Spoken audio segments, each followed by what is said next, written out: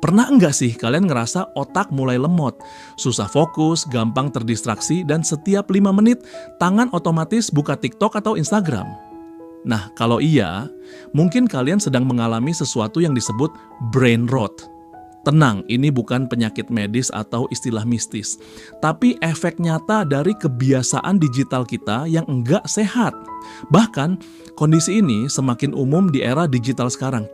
Kita hidup di dunia yang serba cepat dan penuh distraksi. Jika tidak disadari, perlahan-lahan kita kehilangan kemampuan untuk benar-benar hadir dan fokus dalam hidup sehari-hari. Di video ini kita bakal bahas apa itu brain rot, kenapa itu bisa terjadi, dampaknya ke otak kita, dan yang paling penting, gimana cara mengatasinya. Jadi, pastikan kalian nonton sampai habis ya, karena solusi kecil bisa jadi awal perubahan besar. 1. Apa itu brain rot? Brain rot adalah kondisi ketika kemampuan otak kita untuk fokus, berpikir mendalam, dan berkreasi mulai menurun. Bukan karena kita bodoh, tapi karena otak kita terlalu sering disuguhi konten instan, video pendek, notifikasi terus-menerus, berita cepat, meme, dan sebagainya. Penelitian dari Stanford University menyebutkan, paparan informasi cepat dalam jangka panjang bisa mengubah cara kerja otak. Otak jadi malas berpikir kompleks karena terlalu dimanjakan dengan konten yang cepat, singkat, dan mudah dicerna. Intinya, brain rot bukan soal kehilangan kecerdasan, tapi lebih kepada bagaimana pola konsumsi digital membentuk ulang cara kerja otak kita. Ini bukan hal sepele karena dampaknya bisa terasa dalam banyak aspek kehidupan. 2. Dampak brain rot. Setelah kita tahu definisinya, sekarang mari kita bahas apa saja dampak nyata yang bisa dirasakan kalau kita terus-terusan membiarkan otak kita terpapar brain rot. 1. Turunnya konsentrasi. Pernah niat belajar, baru 5 menit udah buka Instagram. Itu karena otak terbiasa dengan jeda-jeda pendek dari notifikasi dan scrolling. Akibatnya otak kesulitan masuk ke mode deep focus.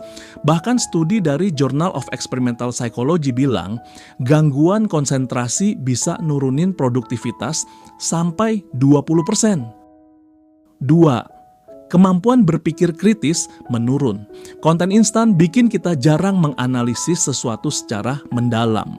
Kita jadi gampang tersulut emosi saat lihat berita clickbait atau debat di medsos, padahal belum tentu kita paham konteksnya.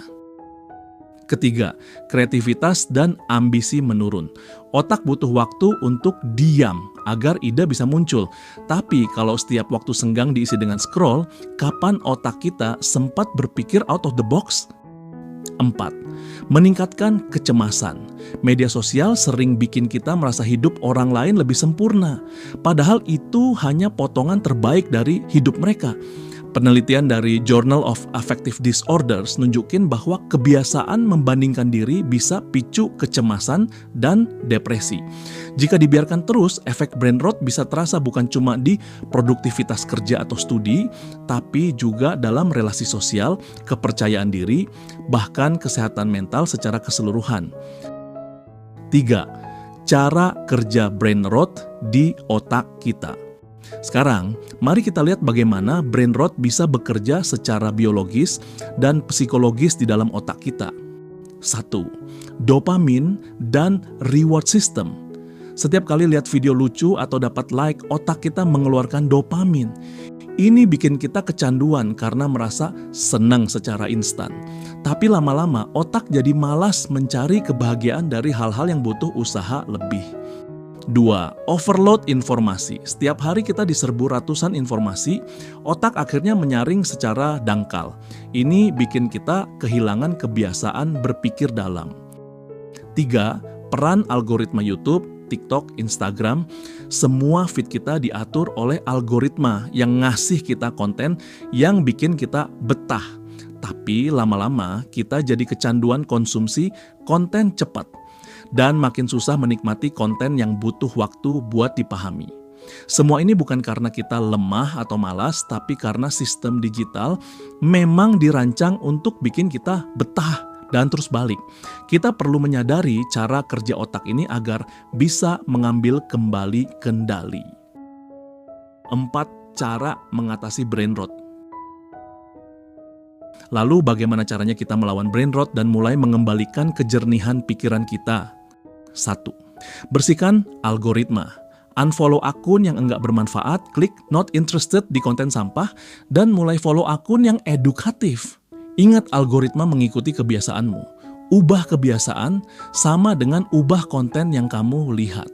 2. Latih fokus melalui meditasi and membaca. Luangkan 10-15 menit tiap hari untuk meditasi. Baca buku walaupun cuma 5 halaman. Ini bantu otak belajar menikmati proses berpikir yang lebih lambat tapi dalam. 3. Atur waktu main medsos, tentukan jam khusus buat buka medsos, misalnya cuma setelah kerja selesai atau hanya 30 menit sehari. Kasih waktu otak buat istirahat dari stimulasi terus-menerus. 4. Isi waktu luang dengan kegiatan produktif. Daripada scroll, kenapa enggak coba belajar bahasa, olahraga, atau masak? Aktivitas ini bisa memicu kepuasan jangka panjang dan membantu otak berpikir lebih sehat. 5. Buat rutinitas digital.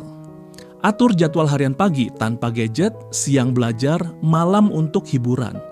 Dengan struktur tersebut, otak jadi tahu kapan harus fokus dan kapan boleh santai.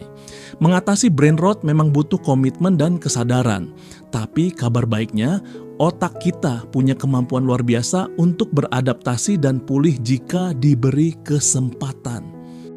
5. Tantangan praktis. Biar nggak cuma teori doang. Yuk coba beberapa tantangan praktis yang bisa bantu kamu keluar dari jerat brain rot. Challenge 1, Digital Detox Mini. Luangkan waktu 1 jam sehari tanpa smartphone. Gunakan untuk jalan, ngobrol, atau merenung. Challenge 2, Buku mingguan. Pilih 1 buku per minggu. Baca 10-15 menit sehari. Rasakan perbedaan dalam cara berpikir. Challenge 3, Evaluasi konten. Setiap kali scroll, tanya, apakah ini bermanfaat jangka panjang? Kalau enggak, skip. Tantangan ini sederhana, tapi bisa jadi awal dari perubahan besar. Coba 1 dulu dan rasakan bagaimana pikiran jadi lebih tenang, fokus meningkat, dan hidup terasa lebih seimbang. Penutup. Jadi teman-teman, brain rot itu nyata, tapi bukan akhir dari segalanya. Dengan langkah-langkah sederhana dan kesadaran digital yang lebih sehat, kita bisa mengembalikan lagi fokus, kreativitas, dan semangat kita. Yuk, mulai dari langkah kecil. Kalau kamu merasa video ini berguna, klik like, share ke temanmu yang mungkin juga lagi ngerasa kosong, dan tulis di komentar tantangan mana yang paling kamu coba. Sampai jumpa di video berikutnya dan semoga harimu penuh inspirasi dan produktivitas.